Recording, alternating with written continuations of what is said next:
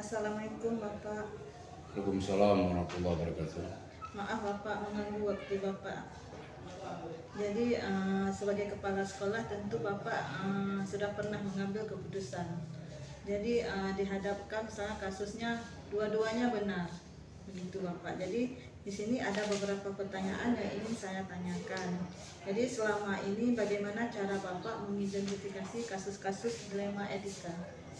Jadi saya mempelajari dulu dan menyimpulkan kasus yang terjadi. Jadi selanjutnya itu kasus tersebut saya ambil kesimpulan yang digunakan sebagai bahan untuk menindaklanjuti pengambilan keputusan, baik itu etika maupun moral. Baik Bapak, jadi setelah Bapak mengidentifikasi kasus, jadi bagaimana cara Bapak menjalankan kasus yang telah Bapak ambil? Yang pertama, saya terlebih dahulu memastikan bahwa keputusan yang saya ambil itu tidak berpihak satu sama lain, tidak berpihak pada kepentingan semua pihak dan tidak merugikan pihak lain, sehingga itu sesuai dengan norma dan nilai-nilai yang berlaku. Kemudian saya juga akan meninjau kebijakan sekolah dan prosedurnya. Selanjutnya saya akan mempertimbangkan dampak dari keputusan yang saya ambil. Selanjutnya saya akan ikuti hati nurani dan panutan saya terdahulu untuk mengambil satu sikap yang benar. Jadi tidak ada kita memihak, kita tidak ada kasih sayang ini, kasih sayang tidak ada. Cuma kita pinginnya yang terbaik, di sana tidak tersinggung, di sini juga tersinggung. Sehingga yang saya ambil kesimpulan itu adalah yang netral, di tengah-tengah. Jadi semua pihak tidak merasa dirugikan. Baik Pak, jadi terkait langkah-langkah atau prosedur yang Bapak ambil selama mengambil keputusan. Ya, kita identifikasi permasalahan dulu, kemudian kita membuat fakta yang relevan, kemudian kita mengidentifikasi pihak yang terkait dengan permasalahan, kemudian saya lakukan untuk menyelesaikan kasus ini. Terakhir saya membuat keputusan sesuai dengan kebijakan, baik itu kebijakan sekolah maupun kebijakan pribadi, sehingga tidak merugikan. Baik Bapak, jadi selain langkah-langkah atau prosedur yang telah Bapak lakukan, apakah ada hal yang lebih efektif yang bisa Bapak lakukan dalam mengambil keputusan? Ada. Setelah kita masalah yang lebih efektif, artinya mengidentifikasi pokok permasalahan. Apa permasalahan yang terjadi? Kemudian kita melihat fakta di lapangan, ya kan? Jadi tidak salah dalam mengambil sikap. Kemudian kita mempertimbangkan keputusan yang saya ambil itu, baik saya sebagai pribadi maupun sebagai lembaga. Kemudian saya mengevaluasi keputusan yang saya ambil tadi supaya tidak ada bentrok antara satu dengan yang lain. Saya tetap mempertimbangkan konsekuensi apa yang akan terjadi ke depan dalam saya mengambil satu keputusan, baik itu masalah dengan guru, masalah dengan orang tua, masalah dengan siswa itu sendiri. Baik Bapak, jadi terkait tantangan Bapak selama mengambil keputusan selama ini, apa Bapak ada tantangan? Ya, setiap kita mengambil keputusan pasti ada tantangan. Tapi kita usahakan tantangan itu sekecil mungkin, sesuai dengan norma etika. Jadi sehingga seperti saya katakan tadi bahwa dalam pengambilan keputusan bukan tidak ada tantangan, tapi kita kecil, kita ambil yang sekecil mungkin tantangan yang kita hadapi. Ya biasanya kan ada juga tekanan misalnya dari orang tua, anaknya nggak naik kelas, atau gurunya ada masalah, Jadi kita kan harus memperhatikan banyak tantangan, ada juga tekanan, ada dari segi sosialnya, dari segi perubahan nilai sikap kita dalam masyarakat. Jadi memang pasti ada tantangan yang dihadapi seorang pemimpin. Seorang pimpinan pasti ada. Dan mungkin tidak ada yang mulus-mulus, tidak ada. Pasti ada tantangan. Baik nanti kita sudah ngambil kesimpulan, orang merasa tidak senang, merasa tidak nyaman, itu dia. Baik Bapak, jadi di dalam mengambil keputusan, apakah ada seseorang yang biasanya Bapak libatkan? Dalam kita mengambil keputusan, saya sebagai pimpinan, setelah saya mengambil satu sikap, baik itu secara dengan orang tua dan lainnya, saya tetap mengajak pengawas, mengajak waka, mengajak wali kelas, mengajak guru mapel. Artinya kalau kita bermasalah keputusan dengan guru mapel, ya tetap kita libatkan guru mapel. Tetapi kalau memang tidak melibatkan guru mapel, hanya sekedar dengan wali kelas, maka kita ambil dengan wali kelas saja. Artinya kepimpinan itu tidak boleh terus mengambil keputusan sendiri. Nanti suatu saat tidak bisa dia mempertahankan. Artinya nanti kalau ada pun serangan-serangan dari luar, kita sudah banyak yang tahu. Baik Bapak, jadi saat ada sebuah kasus, apa Bapak langsung memutuskan hari itu juga atau Bapak meminta jangka waktu? Dia kan kita pelajari dulu Ya. permasalahannya apa, hubungannya dengan apa. Jadi kadang-kadang ada siswa yang marah terhadap guru. Jadi kita nggak mungkin terus kita bawa benar siswa itu. Kita melihat dulu permasalahannya. Kita tidak boleh terus mengambil satu kesimpulan. Tidak boleh kita langsung mengambil satu sikap. Kita harus telusuri dulu, harus kita panggil dulu, baik itu siswa maupun guru tersebut. Baru kita ambil sikap. Tidak boleh langsung kita memvonis bahwa dia bersalah. Terkait waktunya apa kalau masalahnya rumit, apa Bapak minta jangka waktu? Kalau masalahnya tidak terlalu rumit, Ya tergantung masalah. Kalau memang bisa diselesaikan secara cepat, kita selesaikan secara cepat. Kalau memang butuh waktu yang lama, mungkin kadang-kadang kita mungkin di minggu ini ada program-program yang sekolah yang diselesaikan. Tidak mungkin dipanggil orang tua atau tidak mungkin dipanggil guru yang bermasalah. Jadi kita harus melihat waktu yang memang tidak terganggu dengan aktivitas yang lain. Jadi sehingga pada saat kita berbicara itu semua bisa terkoordinir, semua bisa didengar. Tapi kalau memang kita ambil tergopoh-gopoh, hari ini kita ada tamu, nanti mungkin harus kita ambil satu sikap yang lebih baik. Jadi sehingga tidak terganggu waktunya. Itu saja mungkin yang bisa Bapak sampaikan. Mungkin ada lain, Bu Cu? ya Bapak. Jadi kan selama ini kan sudah banyak Bapak mengambil keputusan. Jadi tentu tujuan Bapak itu adalah untuk mencari solusi yang terbaik. Jadi yang ingin saya tanyakan Bapak, apa pembelajaran yang Bapak ambil selama menjadi kepala sekolah dalam memutuskan kasus atau permasalahan yang terjadi di sekolah Bapak? Artinya pada saat kita mengambil satu kesimpulan, apakah itu permasalahan dengan guru atau permasalahan siswa dengan guru. Jadi kita setelah melihat perubahan terhadap siswa itu, terhadap guru tersebut, saya selaku pimpinan merasa puas.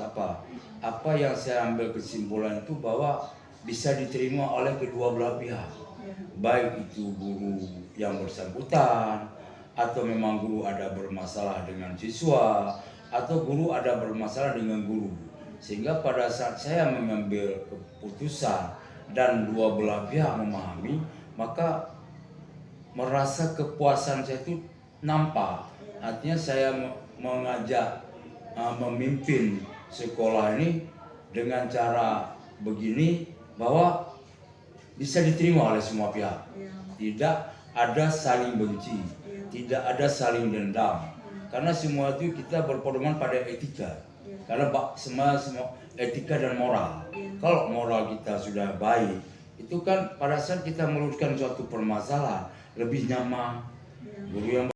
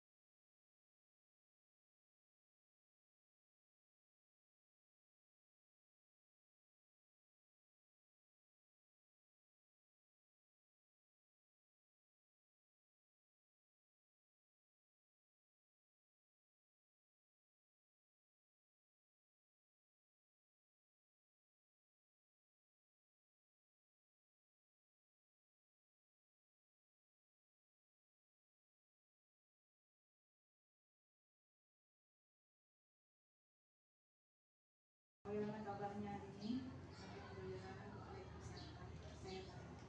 Baik, jadi selama ini selama menjadi kepala sekolah tentu banyak permasalahan dan kasus atau keputusan yang telah Ibu ambil. Jadi yang ingin saya tanyakan di sini, bagaimana cara Ibu mengidentifikasi kalau seandainya terjadi kasus di sekolah Ibu? Baik, sebelumnya aku belum memperkenalkan Oh, diri ya. baik Bu. Nama saya Cura Kadiri Bu. Jadi saya berasal dari SMA Negeri Peluang, calon guru penggerak angkatan 11. Iya. Baik, senang sekali bisa berjumpa dengan Ibu Cura Dewi ya, calon guru penggerak. Sukses terus Bu ke Iya. depannya. Baik, kembali lagi ke pertanyaan Ibu. Selama ini cara kami mengidentifikasi masalah itu, yang pertama tentunya kita mengidentifikasi. Iya. Kita identitas. Yang pertama kita lihat dulu apa masalahnya, Iya. masalah apa yang terjadi, kemudian sumbernya dari mana, penyebabnya itu apa, lalu kita cari solusinya secara sama-sama dengan guru-guru atau stakeholder di sekolah. Baik Bu, jadi setelah Ibu mengidentifikasi masalah, jadi bagaimana cara Ibu menjalankan keputusan yang sudah Ibu ambil? Iya, ketika kita sudah mengambil keputusan, artinya sesuai dengan permasalahan yang terjadi di sekolah, kita duduk bersama. Artinya kita tentunya bukan hanya kepala sekolah. Di sekolah itu ada kepala sekolahnya sebagai pemimpin, ada guru-gurunya, baik itu yang guru-guru yang sudah berpengalaman ya, atau kita libatkan juga dengan komite sekolah atau perangkat-perangkat sekolah di masyarakat.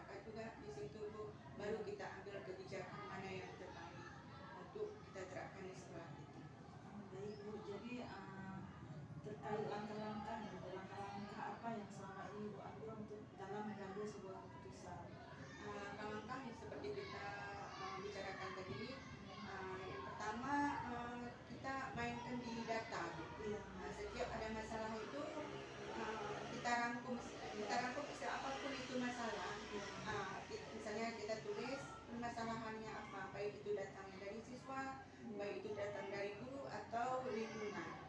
Setelah kita tulis, udah kita rangkum beberapa masalah, baru kita ambil jalan keluarnya. Tentunya kita mufakat sama guru, musyawarah sama guru, bagaimana jalan yang terbaik yang kita ambil sesuai dengan permasalahan yang terjadi di sekolah. Baik Bu, jadi selain langkah dan prosedur tadi, apa ada hal lain yang lebih efektif selama ini Ibu terapkan saat mengambil keputusan? Artinya begini Bu, setelah memang kita terapkan keputusan itu, mau tidak mau itu memang harus kita jalankan. Kita terapkan yang sudah kita kesepakati itu, kita terapkan di sekolah. Ketika ada yang melanggar, tentunya ada konsekuensi, supaya peraturan yang kita terapkan itu tetap berjalan. Jika tidak ada konsekuensinya, maka dianggap itu hanya sebuah ini tanpa ada itu hanya sebuah wacana tanpa kita terapkan, tanpa ada penerapannya. Jadi ketika kita sudah menerapkan sebuah peraturan, tentunya kalau ada yang melanggar pasti ada konsekuensi yang harus diterima. Dan itu atas kesepakatan bersama, udah kita duduk musyawarah, kita buat di sebuah notulen. Artinya tidak ada istilah, tidak ada yang tahu. Artinya memang sudah kesepakatan bersama.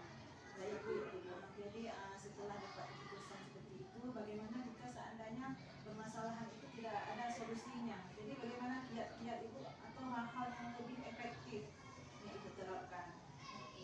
Yang sudah kami jalankan selama 3 tahun ini Bu, alhamdulillah kalau di sekolah kami tidak ada permasalahan yang tidak terselesaikan. Artinya kalau sudah bersama kita cari solusi yang terbaik, artinya tertuntaskan. Namanya kita kolaborasi. Kalau udah ada kolaborasi, tidak tuntas juga, kita ada tim khusus yang di atasan kita. Kalau memang sesama kita belum tuntas, sesama kita berkolaborasi tapi belum tuntas juga, kita ada atasan. Artinya tidak bisa juga kita mengambil keputusan secara sendiri-sendiri. Tetap kita berkoordinasi dulu dengan atasan kami, baik itu Bapak pengawas atau bisa langsung ke dinas kami. Baik Bu, jadi selama ini dalam mengambil keputusan, apa ada hambatan atau tantangan yang pernah Ibu lalui begitu? Yang namanya hambatan itu tetap ada Bu ya, otomatis memang tidak bisa kita pungkiri. Tantangan kami ketika sudah menerapkan sebuah keputusan itu, terkadang untuk bisa berjalan mulus begitu Sesuai rencana. Berjuang itu pasti ada mentoknya. Baik itu kendalanya di siswa, terkadang di siswanya, terkadang di gurunya. Yang namanya kita manusia ya, sudah kita buat kesepakatan begini, artinya pasti ada yang kelupaan. Tidak bisa menjalankan sesuai yang sudah kita kesepakati itu. Itulah jadi beban sekolah untuk yang sudah kita sepakati itu terus berjalan, untuk mempertahankan itulah yang jadi beban. Jadi bukan kalau terkait prosedur sama tantangan kan sudah, jadi apakah saat mengambil keputusan, apakah Ibu langsung mengambil saat itu juga atau Ibu minta waktu untuk mempertimbangkan? Maksudnya terjadwal apa langsung setelah ada kasus langsung Ibu putuskan hari itu juga? Apa Ibu minta waktu tenggang dulu nih, saat pikirkan dulu atau kolaborasi dengan siapa dulu baru saat ambil keputusan? Begini Bu, kita lihat kondisinya dulu. Jadi kondisi situasi yang terjadi. Bila kita lihat permasalahannya apa seperti tadi, kita lihat dulu ini permasalahannya seperti apa, apa kendalanya. Kalau memang itu dibutuhkan kita untuk berkolaborasi menyelesaikan masalah itu, maka kita akan duduk dulu. Tetapi kalau memang itu emergensi, artinya butuh sekarang kita selesaikan, artinya kami selesaikan terus. Artinya di sekolah ini tidak terjadwal ya untuk menyelesaikan masalah. Dia menyesuaikan dengan kebutuhan di lapangan. Artinya kalau misalnya ada masalah, sebisanya kami menyelesaikan terus di kesempatan itu. Karena yang namanya masalah hal kecil itu bisa jadi melebar. Jadi orang-orang bisa berasumsi yang salah. Ketika asumsi yang salah itu kan jadi ini juga berkepanjangan. Intinya kalau memang ada masalah, kita selesaikan, kita panggil, kita duduk. Kita memang selesai, alhamdulillah selesai itu. Kita memang perlu lagi tindak lanjut, kita duduk lagi lebih melebar. Jadi terkait dalam mengambil keputusan, apa Ibu ada libatkan orang lain atau faktor-faktor di luar selain yang tadi elemen-elemen sekolah begitu Bu? Kalau selama ini tidak ada kasus yang terlalu rumit ya. Artinya selesai dengan anggota sekolah. Selama ini yang sudah kami jalankan, kalau sudah kita kasih pengertian, ya selesai di situ. Tidak ada yang masalah yang berkepanjangan. Butuh pengenangan khusus di luar itu belum ada. Jika memang dibutuhkan, tidak ada salahnya memang kita libatkan juga. Karena dunia pendidikan kan bukan hanya ini saja, banyak hal yang harus kita libatkan juga, artinya bisa bekerja sama. Nah, seperti kesehatan, dinas, ya kan, kesehatan juga, malah keamanan juga. Tidak perlu kita hadirkan. Komite Itu sudah pasti. Kalau itu memang stakeholder di sekolah. Baik Bu, jadi terkait pengambilan keputusan yang Ibu lakukan selama ini, apakah ada hal pembelajaran atau pengalaman pribadi yang Ibu rasakan gitu?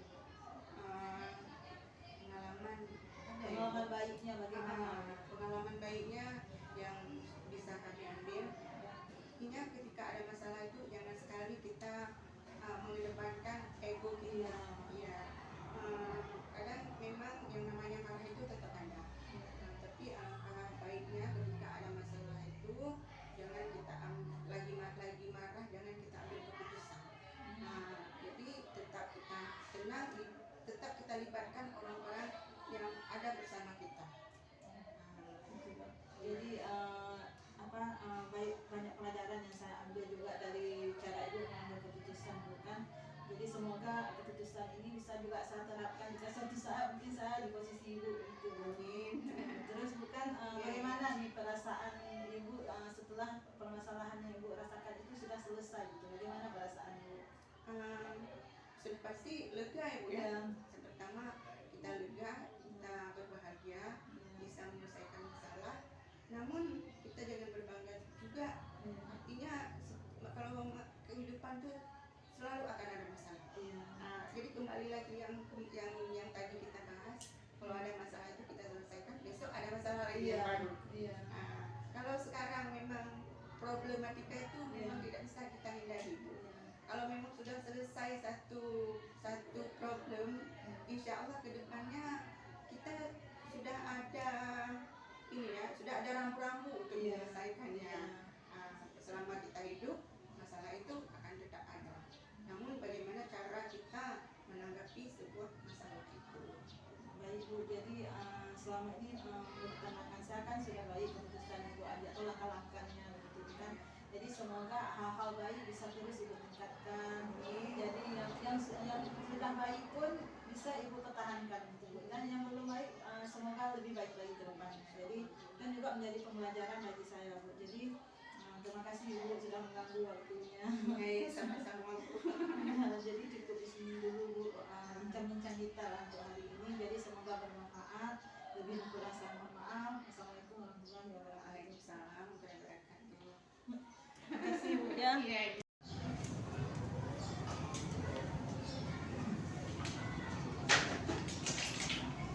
Baik, langsung mulai. Tadi potong aja. Assalamualaikum warahmatullahi wabarakatuh. Bagaimana kabarnya hari ini? Alhamdulillah. Waalaikumsalam. Baik Bu, jadi selama menjadi kepala sekolah tentu banyak permasalahan dan kasus atau keputusan yang telah Ibu ambil. Jadi yang ingin saya tanyakan di sini, bagaimana cara Ibu mengidentifikasi kalau seandainya terjadi kasus di sekolah Ibu? Baik, sebelumnya belum memperkenalkan diri ya. Baik Bu, nama saya Curahkan Dewi Bu. Jadi saya berasal dari SMA Negeri Peluang, calon guru penggerak angkatan 11. Baik, senang sekali bisa berjumpa dengan Ibu Curahkan Dewi ya, calon guru penggerak. Sukses terus Bu ke depannya. Baik, kembali lagi ke pertanyaan Ibu. Selama ini cara kami mengidentifikasi masalah itu, yang pertama tentunya kita mengidentifikasi Iya. kita identitas. Yang pertama kita lihat dulu apa masalahnya, Iya. masalah apa yang terjadi, kemudian sumbernya dari mana, penyebabnya itu apa, lalu kita cari solusinya secara sama-sama dengan guru-guru atau stakeholder di sekolah. Baik Bu, jadi setelah Ibu mengidentifikasi masalah, jadi bagaimana cara Ibu menjalankan keputusan yang sudah Ibu ambil? Iya, ketika kita sudah mengambil keputusan, artinya sesuai dengan permasalahan yang terjadi di sekolah, kita duduk bersama. Artinya kita tentunya bukan hanya kepala sekolah. Di sekolah itu ada kepala sekolahnya sebagai pemimpin, ada guru-gurunya, baik itu yang guru-guru yang udah berpengalaman ya, atau kita libatkan juga dengan komite sekolah atau perangkat-perangkat sekolah. Di masyarakat juga di situ Bu, baru kita ambil kebijakan mana yang terbaik untuk kita terapkan di sekolah kita. Baik Bu, jadi terkait langkah-langkah apa yang selama ini Ibu ambil untuk dalam mengambil sebuah keputusan? Langkah-langkah yang seperti kita bicarakan tadi, yang pertama kita mainkan di data. Iya. Setiap ada masalah itu kita rangkum apapun itu masalah.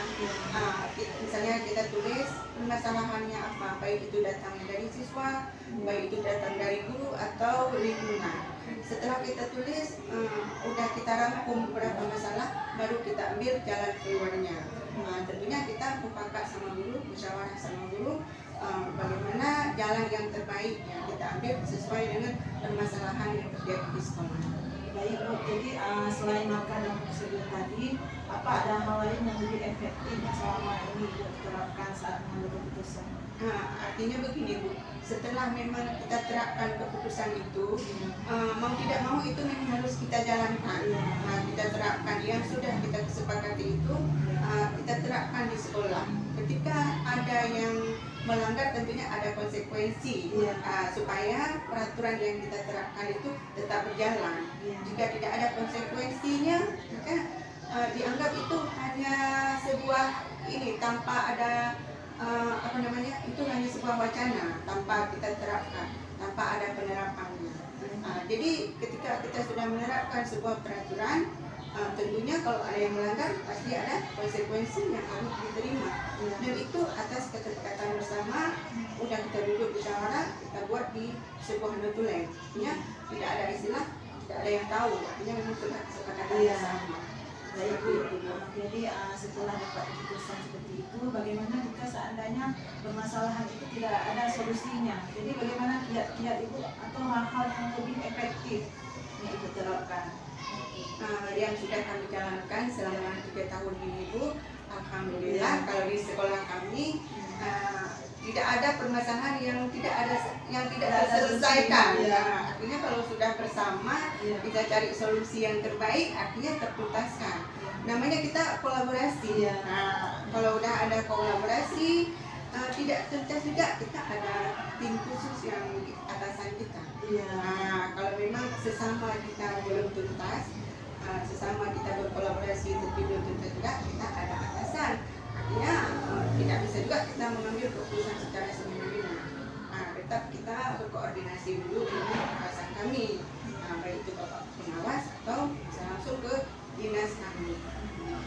Baik Bu, jadi selama ini dalam mengambil keputusan, apa ada hambatan atau tantangan yang pernah Ibu lalui begitu? Yang namanya hambatan itu tetap ada ya, otomatis memang tidak bisa kita pungkiri.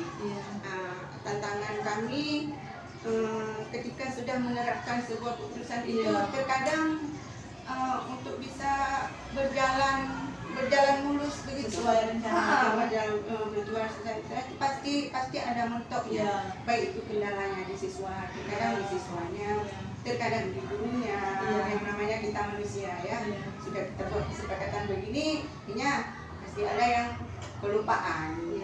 Tidak bisa menjalankan sesuai yang sudah kita kesepakati itu. Itulah jadi beban sekolah untuk yang sudah kita sepakati itu terus berjalan, untuk mempertahankan itulah yang jadi beban. Jadi Ibu kan kalau terkait prosedur sama tantangan kan sudah, jadi apakah saat mengambil keputusan, apakah Ibu langsung mengambil saat itu juga atau Ibu minta waktu untuk mempertimbangkan? Maksudnya terjadwal Ya, gitu. apa langsung setelah ada kasus langsung Ibu putuskan hari itu juga? Apa Ibu minta waktu tenggang dulu nih, saya pikirkan dulu atau kolaborasi dengan siapa dulu baru saat Ibu keputusan? Begini Bu, kita lihat kondisinya dulu. Jadi kondisi situasi yang terjadi. Iya. Bila kita lihat permasalahannya apa seperti Iya. tadi, Iya. kita lihat dulu ini permasalahannya seperti apa, apa kendalanya. Kalau memang itu dibutuhkan kita untuk berkolaborasi menyelesaikan masalah itu, maka kita akan duduk dulu. Tetapi kalau memang itu emergensi, artinya butuh sekarang kita selesaikan, artinya kami selesaikan terus.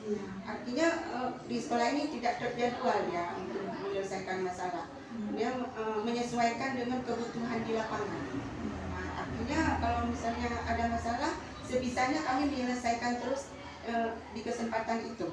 Karena yang namanya masalah hal kecil itu bisa jadi melebar. Jadi orang-orang bisa berasumsi yang salah. Ketika asumsi yang salah itu kan jadi ini juga berkepanjangan. Intinya kalau memang ada masalah kita selesaikan, kita panggil, kita duduk. Kita memang selesai, alhamdulillah selesai di situ. Kita memang perlu lagi tindak lanjut, kita duduk lagi lebih melebar gitu. Baik Ibu, jadi terkait dalam mengambil keputusan, apa Ibu ada libatkan orang lain atau faktor-faktor di luar selain yang tadi elemen-elemen sekolah begitu Bu? Kalau selama ini tidak ada kasus yang terlalu rumit ya, artinya selesai dengan anggota sekolah. Selama ini yang sudah kami jalankan, kalau sudah kita kasih pengertian, artinya selesai di situ. Tidak ada yang masalah yang berkepanjangan, butuh pengenangan khusus di luar itu belum ada. Jika memang dibutuhkan, tidak ada salahnya memang kita libatkan juga. Karena dunia pendidikan kan bukan hanya ini saja, banyak hal yang harus kita libatkan juga, ya.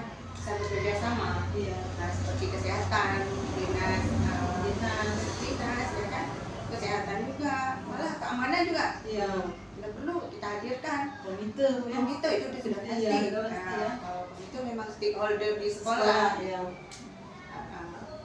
Baik Bu, jadi terkait pengambilan keputusan yang Ibu lakukan selama ini, apakah ada hal pembelajaran atau pengalaman pribadi yang Ibu rasakan gitu?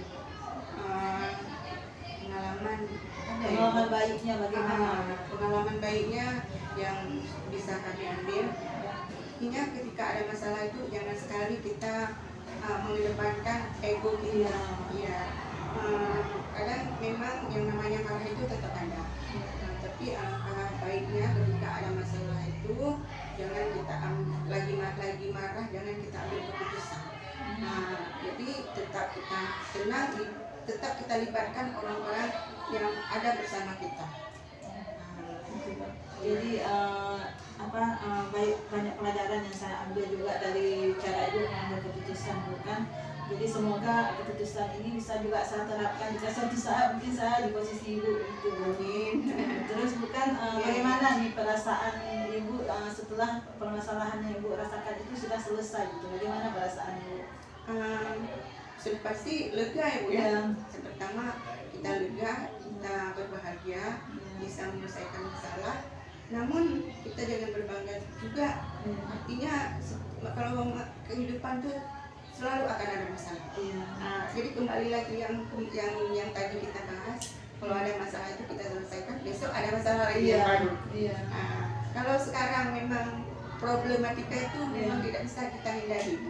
Kalau memang sudah selesai satu problem, insya Allah kedepannya kita sudah ada sudah ada rambu-rambu untuk menyelesaikannya. Selama kita hidup, masalah itu akan tetap ada. Namun bagaimana cara kita menanggapi sebuah masalah itu? Baik Bu, jadi selama ini menurut pandangan saya kan sudah baik keputusan Ibu ada atau langkah-langkahnya begitu kan. Jadi semoga hal-hal baik bisa terus Ibu tingkatkan. Jadi yang sudah baik pun bisa Ibu pertahankan gitu. Dan yang belum baik semoga lebih baik lagi ke depan. Jadi dan juga menjadi pembelajaran bagi saya Bu. Jadi Terima kasih Ibu sudah mengganggu waktunya. Ya, sama-sama Bu. Jadi cukup di sini dulu Bu, bincang-bincang kita lah untuk hari ini. Jadi semoga bermanfaat. Lebih kurang saya mohon maaf. Assalamualaikum warahmatullahi wabarakatuh. Waalaikumsalam warahmatullahi wabarakatuh.